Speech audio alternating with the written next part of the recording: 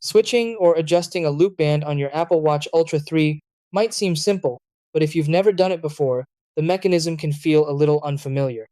Unlike traditional watch straps, Apple's loop-style bands like the Trail Loop or Alpine Loop use a slide-in locking system combined with a quick-adjust fastening design.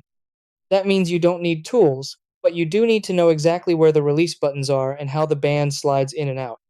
Many users either try to pull the band out forcefully or aren't sure how to secure it properly on the wrist. Once you understand the system, though, changing and wearing your loop band becomes quick, smooth, and completely hassle free. Try these.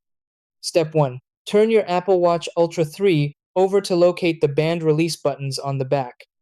Step 2. Press and hold one release button.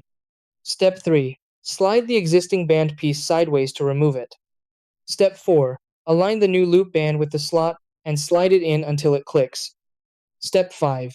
Put the watch on your wrist and pull the loop band to adjust the fit. Step 6. Secure the band using its hook and loop or buckle system.